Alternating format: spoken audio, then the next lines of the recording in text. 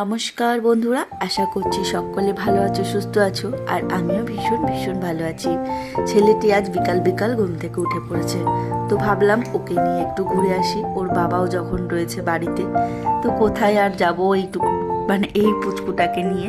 তো ভাবলাম ছেলের জন্য কিছু কিনতে হবে, ওর খাবার দাবার শেষ, তো সেগুলোই কেনা যাক। তো চলে আসলাম আমাদের একটু মার্কেটে।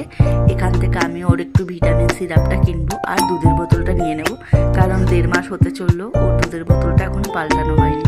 তো ওর বাবা বললো চলো বাজারে যখন যাবো আগে ছেলের সব জিনিস কিনবো। আর ও যেহেতু 6 মাস থেকে 7 মাসে পড়ে গেছে, আমি কিন্তু এখন ওর খাবারের তালিকায় একটু ফল অ্যাড করেছি আর দিচ্ছি ওটস। এটাই আমার ছেলে সোনাম করে খেয়ে নিচ্ছে।